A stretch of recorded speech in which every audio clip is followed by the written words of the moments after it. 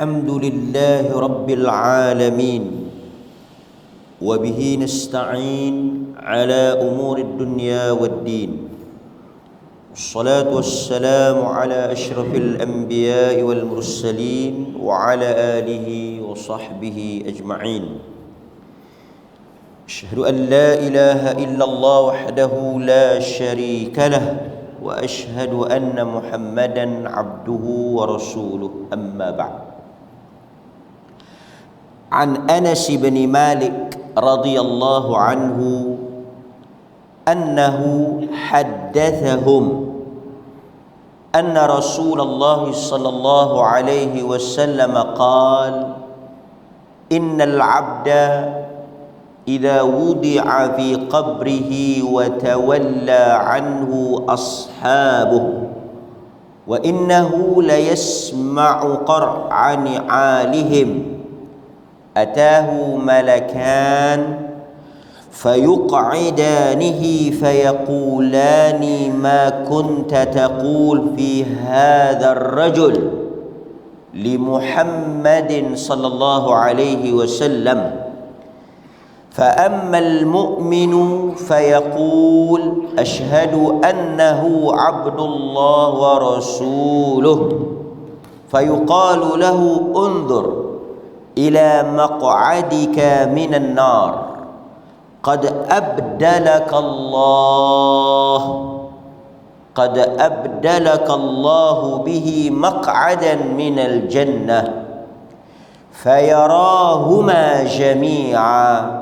قال قتادة: وذكر لنا أنه يفسح له في قبره. ثم رجع إلى حديث أنس بن مالك قال: وأما المنافق والكافر فيقال له: ما كنت تقول في هذا الرجل؟ فيقول: لا أدري، كنت أقول ما يقول الناس. فيقال: لا دريت ولا تليت. ويضرب بمطارق من حديد ضربة فيصيح صيحة يسمعها من يليه غير الثقلين. Hadis yang diriwayatkan oleh Al-Imam Al-Bukhari juga oleh Al-Imam Muslim. Hadis ini diriwayatkan oleh Al-Bukhari dan diriwayatkan oleh Imam Muslim. Daripada Anas bin Malik radhiyallahu anhu, Allah meradai dia, bahwasanya dia menceritakan kepada mereka bahwasanya Rasulullah sallallahu alaihi wasallam bersabda, apabila diletakkan mayat di dalam kuburnya dan berpaling balik, beredar, meninggalkannya saudara maranya, rakan-rakannya dan seluruh mereka yang menghantarnya, maka dia mendengar, sesungguhnya dia mendengar qar'a ni'alihim, bunyi tapak kasut mereka balik. Apabila hal itu berlaku, diletakkan mayat dan ahli keluarganya balik meninggalkannya, dan dia mendengar bunyi tapak kasut mereka itu berjalan balik, datang kepada si mati tersebut dua malaikat, yang mana kedua malaikat itu mendudukkan si mati tadi. Mereka mari ambil si mati, letak, dudukkan dia. Lalu mereka berdua berkata atau bertanya, ma kunta taqul fi hadzal rajul, apa yang engkau katakan terhadap lelaki ini? Apa keimanan engkau kepada lelaki ini? Apa penyaksian engkau kepada lelaki ini? Fi hadzal rajul, ar-rajul, lelaki ini yang dimaksudkan li Muhammadin sallallahu alaihi wasallam. Apa keimanan engkau apa yang engkau katakan, apa yang engkau saksikan terhadap lelaki yang dihantar kepada umat manusia ini. Lalu kata Nabi SAW, jika si mati itu seorang mukmin, maka dia akan berkata, dia akan menjawab soalan tersebut dengan berkata, asyhadu annahu abdullah wa rasuluh. Aku bersaksi sesungguhnya lelaki itu ialah hamba Allah dan Rasulnya. Apabila dia boleh menjawab, apabila dia dapat menjawab, apabila dia memberikan jawapan yang tepat, maka dikatakan kepada si mati tadi, unzur, tengok, tengok, ila maq'adika minan nar, tengok maq'ad, kerusi engkau di dalam neraka. Malaikat kata dekat dia, kau tengok tu tempat engkau dalam neraka. Qad abdalaka Allah. Apabila engkau boleh jawab, engkau berjaya jawab, abdalaka Allah, Allah Subhanahu wa taala telah tukar maq'adan minal jannah, tempat duduk engkau di dalam neraka kepada tempat duduk engkau di dalam syurga. Fayarahuma jami'a, kemudian dia melihat kedua-duanya, tempat duduk dalam neraka dan tempat duduk dalam syurga. Oleh kerana dia telah berjaya, dia telah lulus, dia telah boleh menjawab dengan betul, maka dia dapat tempat duduk dalam syurga. Lalu berkata Qatadah, diceritakan kepada kami, disebutkan kepada kami bahawa bukan sahaja ditunjukkan kepadanya tempat di dalam syurga, dia juga diberikan satu lagi nikmat kubur, iaitu dilapangkan kuburnya, dilapangkan tempatnya selepas dia boleh menjawab. Selepas dia boleh jawab soalan itu, yufsah lahu fi qabrihi, dilapangkan kuburnya, dilapangkan tempatnya di dalam alam barzakh. Thumma raja'a ila, kemudian kita balik kepada hadis Anas tadi. Wa ammal munafiqu wal kafiru, adapun orang-orang munafiq dan orang-orang kafir, termasuk juga orang-orang yang fajir. Munafiq, kafir, dan juga orang muslim yang fasik, yang fajir, termasuk juga.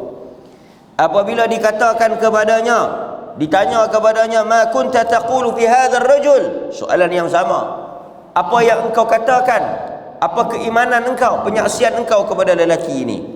Apa dia kata? La adri, aku tidak tahu. Dia jawab la adri, la adri, aku tak tahu. Tuan-tuan kalau nak guna istilah ni, nak bercakap Arab pun boleh. Kalau orang tanya apa-apa, la adri, aku tak tahu. Kan? La adri, berkata aku tidak tahu, itu nisful ilm, separuh daripada ilmu.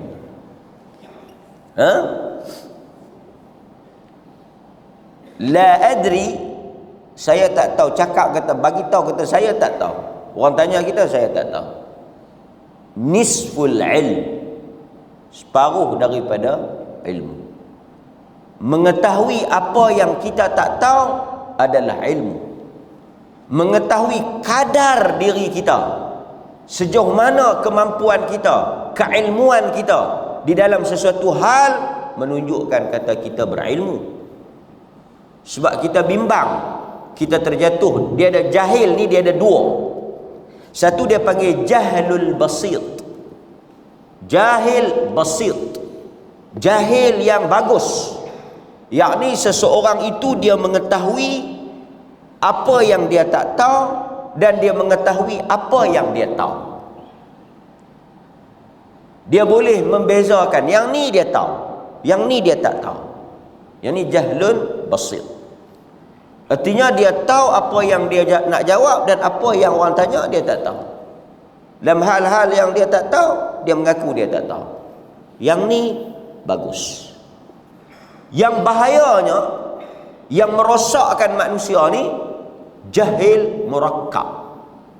Jahil murakkab. Murakkab ni dia bertingkat, dia berlapis. Iaitu seseorang yang dia tak tahu. Jahil murakkab ni seseorang yang dia tidak mengetahui apa yang dia tak tahu. Dia tak tahu apa dia tak tahu. Dan dia duk berasa macam dia tahu apa yang dia tak tahu. Itu yang dia kata murakkab tu. Jadi dia duk berasa macam dia tahu, tapi sebenarnya dia tak tahu. Dan dia pun tak tahu apa yang dia tak tahu. Maka akhirnya jadilah kepala tahu. Buat kepala tahu. Kan? Yang ni bahaya. Sebab itu kadang-kadang tuan-tuan tengok sebahagian influencer, pempengaruh dia panggil dalam bahasa Melayu, di TikTok ataupun sebahagiannya di Instagram ke di apa ke, menjawab mengikut bukan ilmu, nafsu. Kan? Menjawab mengikut nafsu. Mudah membatalkan sesuatu perkara, dengan sewenang-wenangnya menyebut sesuatu amalan tidak sah.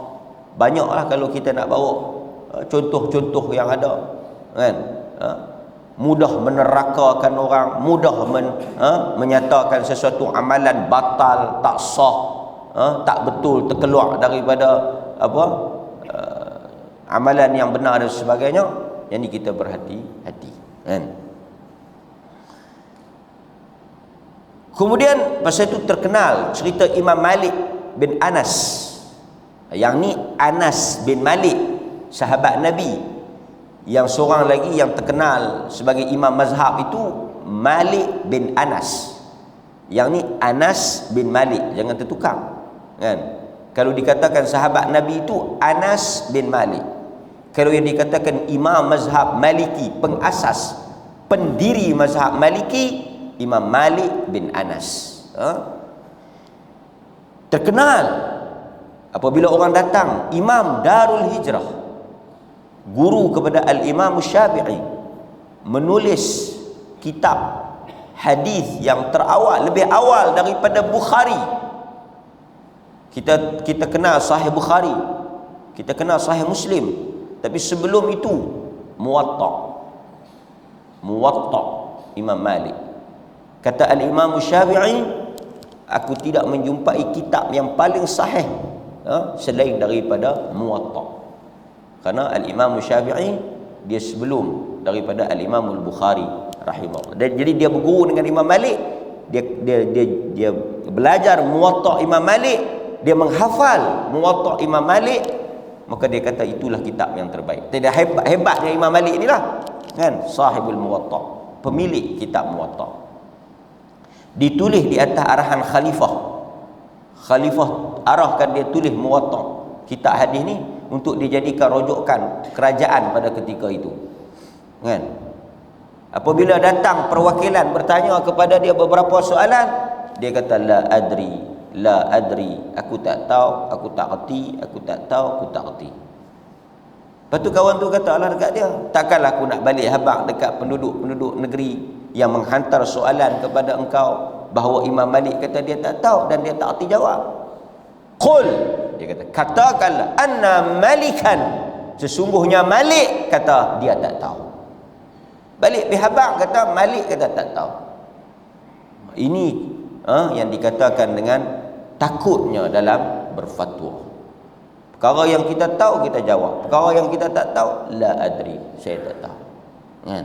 Bukan kita sewenang-wenangnya sembrono, godong tak tahuan hala. Kerana kita akan ditanya di atas setiap apa yang kita jawab, kan? Baik. La adri kuntu aqul ma yaqulun nas. Aku berkata apa yang dikatakan seperti manusia. Fayuqal, maka dikatakan kepada Munafik kafir yang tak dijawab ni, yang tak dijawab ni, dia kata la adri, aku tak tahu. Dia kata la daraita, bukan hang tak tahu, hang tahu. Dia kata hang tahu. Wala talait, hang mengetahui tentang kebenaran Muhammad, kerasulan Muhammad, keimanan kepada Muhammad, tetapi hang tidak beriman, hang berpaling daripadanya, hang kufur kepada apa yang diturunkan kepadanya. Maka apa yang dia buat? Wa yudrabu, dipukul, bimatariq, daripada penukul, min hadid. Maka bila dia tak boleh jawab tu, malaikat tu pun balun dia dengan mertun, penukul, matariq, mitraqah, penukul daripada besi. Dan sebagai riwayat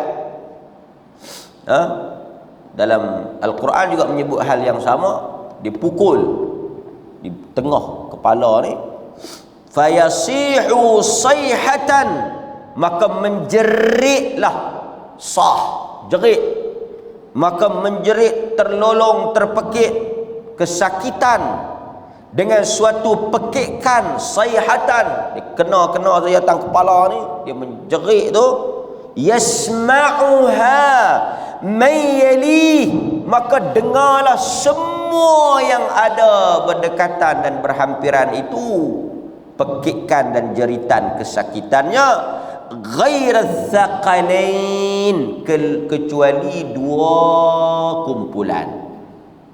Ghaira thaqalain, yang tak dengar manusia dan jin, yang lain semua dengar.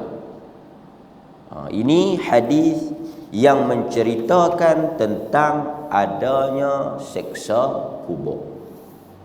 Hadis ni telah dibaca, kerap dibaca, selalu dibaca, dan wajib dibaca untuk mengingatkan kita tentang adanya azab kubur. Baik, hadirin mukminin, kalau kita tengok hadis ni yang pertama, dia menunjukkan bahawa setiap manusia akan melalui fitnah kubur. Sama ada yang mati berkubur, yang mati tak berkubur, mati bernisan, tak bernisan, diketahui kuburnya, tak diketahui tempat kebuminya, maka semua dapat akan lalu apa yang dikatakan dengan fitnah kubur. Fitnah kubur ialah soal jawab yang kita beriman Allah akan menghantar malaikat untuk bertanya soalan-soalan yang diperintahkan oleh Allah ditanya kepada si mati. Dia ada 3 dalam riwayat yang masyhur kan, yang kita dengar, berhubung dengan Tuhan, berhubung dengan agama, dan berhubung dengan Nabi. Sebab itu ada ulama yang menulis tentang 3 soalan ni, dia bahas, dia bincang supaya kita faham elok-elok maksud ni, al-usul as-salasah ataupun salasatu usul, samalah 3 usul, mengenali Allah, mengenali agama, dan mengenali Nabi. Bukan setakat kita kenal Nabi Muhammad tu Nabi, apa syarat-syarat beriman, rukun dia beriman, perkara yang kita tak boleh buat, sifat-sifat dia kenal. Yang tu dinamakan dengan 3 usul. Soalan ni dia tanya tentang Nabi je, tapi bukan soalan Nabi saja yang keluar, ada lagi soalan lain, riwayat lain. Tapi kita beriman bahawa tidak ada orang yang selamat daripada fitnah kubur. Hadirin mukminin, sebab itu dalam hadis ni juga menunjukkan kepada kita kita mendengar apa yang berlaku di atas kubur kita. Sebab itu dia kata bila diletakkan mayat, kemudian balik ahli keluarganya, maka datang malaikat. Masa mereka balik tu, yasma' qar'a ni'alihim, dengar tapak kasut. Hal ini menyebabkan seperti yang telah saya sebut dalam sebahagian kuliah, khilaf di kalangan para fuqaha tentang hukum memakai kasut di atas kubur. Kerana ada hadis lain yang Nabi SAW tak bagi pakai. Hadis yang diriwayatkan daripada Bashir bin Khasasiyah. Sesungguhnya Rasulullah SAW melihat rajulan yamshi fi na'lain bainal kubur, bahwasanya Nabi SAW melihat seorang lelaki memakai kasut dan berjalan di kawasan perkuburan. Hadis ini diriwayatkan oleh Al-Imam Ibnu Majah. Hadis Ibnu Majah. Lalu bila Nabi tengok ada orang pakai kasut duk berjalan atas kubur, faqal, Nabi berkata, ya sahib syabtiyatain, wahai pemilik kasut, alqihima, buang kasut tu. Nabi tengok kau tu kasut, pakai kasut, Nabi kata, wahai pemilik kasut, buang kasut tu. Nampak? Maka dalam hal ini menyebabkan ada di kalangan fuqaha mengatakan tak boleh pakai kasut bila nak masuk kubur. Antara adab kita nak berjalan, nak masuk ke dalam kubur, ialah buang kasut. Berdasarkan hadis inilah. Dan hadis yang kita baca tadi ni, dia dengar tapak kasut, menunjukkan apa? Nabi membenarkan pakai kasut. So ada dua hadis yang bercanggah, kontradik. Maka hal ini menyebabkan panjanglah di kalangan para ulama membahaskan tentang hukum memakai kasut. Okey? Ulama yang tidak membenarkan memakai kasut ni, dia kata apa? Dia kata kasut yang tak boleh pakai ialah kasut yang diperbuat daripada kulit. Selain daripada kulit, boleh. Ini perbincangan detail lah. Kita baca sikit. Ulama yang tidak mengharuskan memakai kasut ni terbahagi kepada dua fahaman. Pertama, dia kata tak boleh pakai kasut tu kasut kulit. Jadi kalau selain daripada kulit, boleh. Itu tafsiran dia lah, pemahaman dia. Sebahagian lagi kata tak boleh pakai ni mutlak. Kulit tak boleh, tak kulit tak boleh, apa saja kasut tak boleh. Dia tak bagi. So pihak yang pertama ni buang kasut. Manakala pihak yang kedua, yakni di kalangan fuqaha yang mengharuskan memakai kasut, kata dia hal yang Nabi suruh buang kasut tu ialah hal yang khas, yang ada sebab, kerana kasut tersebut mempunyai kekotoran dan pada asalnya pakai kasut. Asalnya pakai kasut. Sebab itu Nabi sebut apabila orang balik dengar tapak kasut, ertinya kebiasaannya, normalnya orang pakai kasut. Pasal itu Nabi sebut dengar tapak kasut, bukan dengar tapak kaki. Ni'al ni na'lun tu kasut capat. Kan? Slipper. Kan? Okey, pasal itu bila kita tengok hadis umum tu, dia kata apa? Pakai kasut lah. Sebab kebiasaannya dengar tapak kasut. Kita akan sebut benda yang jarang ke benda yang selalu? Kita akan sebut ni tentulah benda yang biasa orang duk buat. Orang jarang-jarang ni kita tak sebut. Kan? Contoh. Kan? Orang pergi Kuala Lumpur, selalunya orang akan makan ikan bakar. Dan kalau kita tanya hampir mana? Kuala Lumpur. Makan ikan bakar. Awak ikan bakar saja duduk dari kolam. Kenapa kita tanya ikan bakar? Kebiasaannya makan ikan bakar. Boleh jadi juga dia makan ikan abui. Boleh jadi juga dia makan laksa. Tapi kita akan tanya benda yang biasa. Nabi sebut apabila balik dengar bunyi tapak kasut, artinya itu kebiasaan, kan? Okey? Tak apalah. Jadi saya nak bagi tahunya hal ini tak sepakat. Ada yang kata tak boleh pakai kalau ada sebab kawasan yang tak sesuai. Tapi asalnya kita tak pakai. Jadi dalam hal ni oleh kerana ada perbezaan, kita tak berkeras atau kita tak memaksakan pandangan kita pada orang lain. Dan kalau orang lain nak masuk tak buang kasut, kita katakan itu sunnah, ada hadisnya. Dan orang yang nak pakai kasut masuk, kita katakan itu juga ada hadis yang membolehkan. Baik, berikutnya di dalam hal ini juga menunjukkan bahawa apabila seseorang itu berjaya melalui fitnah kubur, yakni soal jawab kubur, maka datanglah perkara yang kedua, nikmat kubur.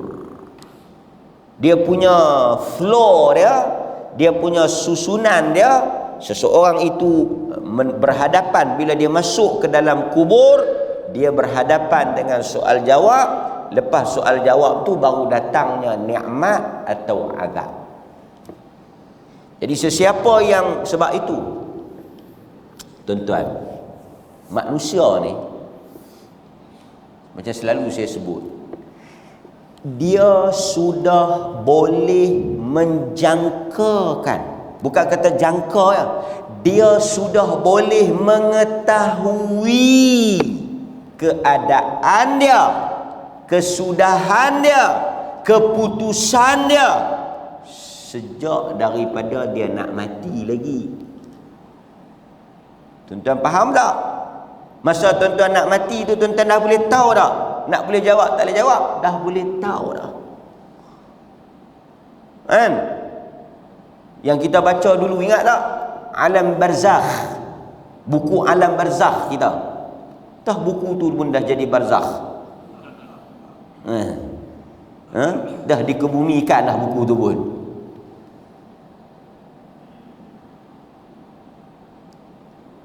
Assalamualaikum ya ayyatuhan nafsut tayyibah. Kan dia mari kat kita, dia kata assalamualaikum, salam sejahtera, jangan takut dan jangan berduka cita, la takhaf wa la tahzan. Malaikat tu mai, dia bagi tahu yang pertama Allah menyampaikan salam, dan Allah bagi tahu jangan takut. Jangan takut apa? Jangan takut dengan apa yang akan engkau hadapi. Jangan takut apa yang akan berlaku kepada engkau di hadapan nanti. La takhaf, jangan takut. Orang mati ni nombor satu dia takut. Takut nu nak boleh jawab tak boleh jawab nu. Takut apa nak jadi dalam kubur, dalam lubang kubur, apa nak dia nak hadapi tu dia takut. Malaikat mai bagi tahu jangan takut. Yang kedua malaikat kata la tahzan, jangan bersedih dan berduka cita. Sedih apa? Takut yang nak depan tu. Dalam Quran kita akan selalu dengar wala khaufun alaihim wala hum yahzanun. Selalu tuan-tuan dengar ayat ni. Jangan kamu tidak akan berasa takut, wala khaufun alaihim wala hum yahzanun, dan kamu tidak akan berduka cita. Yang ni Quran nak bagi tahu orang beriman dia tak takut apa yang akan berlaku di hadapan, dan dia tak berduka cita dengan apa yang telah berlepas, telah lalu. Kerana manusia ni dia ada dua perasaan. Satu dia perasaan takut. Takut ni benda yang akan datang. Tuan-tuan duk fikir benda nak jadi, tuan-tuan takut. Macam-macam lah. Takut ni. Takut ni takut hak lepas. Benda lepas nak takut apa? Benda dah lepas lah. Ya tuan-tuan nak takut benda nak akan datang tu. Cuma benda yang lepas ni dia dekat dengan duka cita, sedih. Jadi orang yang nak mati ni dia sedih lah, nak tinggal bini dia, nak tinggal anak-anak dia, nak tinggal keluarga dia, nak tinggal apa semua dunia ni, dia sedih lah. Memang sedih lah. Dia sedih. Allah kata jangan sedih. Dia ganti dengan lebih baik daripada apa yang dia tinggalkan. Dan mereka pun akan dapat yang lebih baik. Lepas itu kita kata Allahumma ajur fi musibati wa akhlif li khairan minha. Nampak tuan? Kita mungkin nampak orang mati tu apa? Kita tengok orang mati apa? Kesian lah. Kita melihat orang mati ni, orang yang meninggal dunia, kita kesian. Tapi sebenarnya yang lebih besar kita kena kesian ni adalah diri kita. Kerana tuan-tuan, bila kita melihat orang mati, telah selesai urusan dan keputusan untuk dia. Apatah lagi kalau orang yang tuan-tuan tengok tu orang bagus, orang yang beriman, orang yang saleh. Kalau dia mati, baguslah. Kan? Tuan-tuan tengok dia selesai dah. Kita yang belum selesai ni yang patut dikasihankan lebih daripada yang dah mati. Nabi kata telah selesai urusan dia, telah dapat apa yang Tuhan janjikan untuk dia. Kita ni yang belum ada kepastian dan ketentuan. Kan? Nampak? Baik. Jadi bila kita masuk dalam kubur, kita dah boleh tahu tak kata kita nak boleh jawab, tak boleh jawab. Dan di kubur itu menentukan tempat duduk kita. Daripada tempat duduk dalam neraka, abdalakallah, Allah tukar menjadi tempat duduk dalam syurga. Menunjukkan kita dah boleh tahu kesudahan kita di mahsyar nanti. Itu yang disebut oleh Sayyidina Uthman Ibnu Affan ketika dia melihat kubur. Dia berdiri di kubur dan dia menangis sehingga basah janggut dia. Dia menangis tayak sungguh-sungguh, bukan tayak sikit-sikit. Tayak sungguh-sungguh, takut, tayak takut. Kan? Takut sungguh. Orang tanya, kan, Sayyidina Uthman, "Wa ma yubkika, kenapa engkau menangis?" Kan? Apa yang menyebabkan kau menangis? Sebut neraka, sebut syurga, reaksi biasa ya, respon normal. Tapi tengok kubur, takut. Kan? Tengok kubur, menangis. Kata Uthman, aku melihat satu tempat yang di sinilah penentuan kepada perjalanan kita yang panjang. Sesiapa yang dipermudahkan urusannya, sesiapa yang berjaya dengan fitnahnya, maka selamatlah dia di mahsyar nanti. Pasal itu aku takut. Tetapi sesiapa yang gagal, sesiapa yang orang kata apa, sangkut, tak boleh jawab, binasa dengan soal jawab di sini, maka celakalah dia di akhirat esok.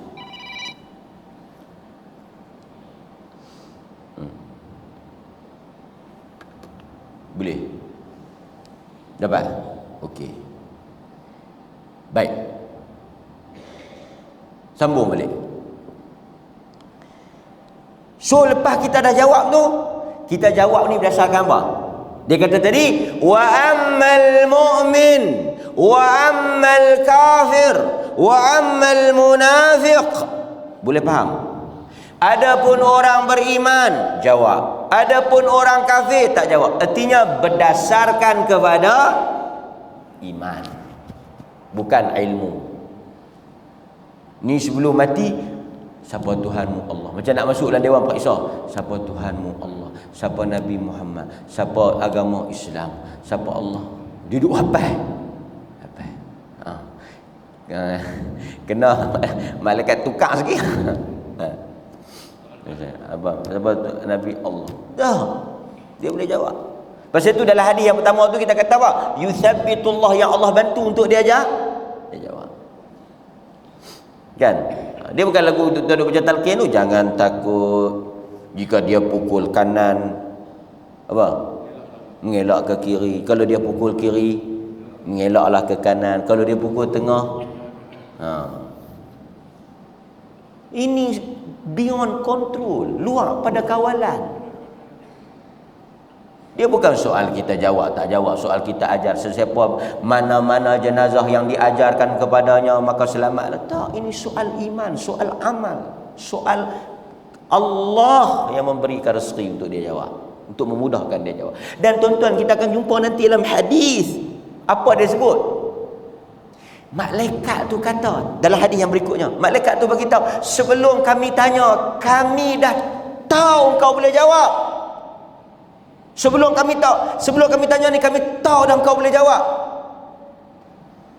Dah tahu dah. Siapa tanya? Ini tuan-tuan, sebab tu saya nak tanya lah, saya nak tanya ke tuan-tuan. Pasal apa Tuhan buat? Tanya ni, lepas tu esok timbang. Walha kita pun dah tahu dah. Kalau tuan-tuan boleh jawab di kubur, agak-agak tuan-tuan sangkut tak di mahsyar? Tawan dia tanya, macam mana halang kubur boleh jawab? Oh, selesai. Tu sat lagi nak timbang. Tu aku tak tahu, macam tak lepas. Agak-agak tuan-tuan, kalau tuan-tuan boleh jawab dalam kubur, timbang lepas. Hisap lepas. Of course, everything pass. Pasal dah lulus kubur, macam Uthman kata. Tetapi ini yang dia katakan, Allah menambahkan kegembiraan. Banyaklah alasannya. Salah satu yang menariknya, banyak sebab kenapa Allah buat ada proses ni. Tapi yang paling menariknya, the bestnya apa dia? Sebahagian ulama menafsirkan kata, Allah nak menambah keseronokan. Tuan-tuan faham tak? Bila tuan-tuan lepas tadi, tuan-tuan tahu kata lepas anu dah. Tapi tuan-tuan tang ni lepas, lepas tu sat lagi pi, tuan-tuan tahu dah kata lepas. Oh, lagi seronok. Kan? Dia lagi seronok. Maksudnya tuan-tuan lepas lah kubur, sat lagi pi timbang, tuan-tuan lepas, dia akan tambah lagi, menambah keseronokan. Okey, banyak lagi kita nak bahas, banyak lagi kita nak ulas. Kemudian setelah mendapat panggilan ni, saya kena tangguh sekat. Wassallallahu ala nabiyina Muhammad wa ala alihi wa sahbihi wasallam. Walhamdulillahirabbil alamin. Assalamualaikum warahmatullahi wabarakatuh.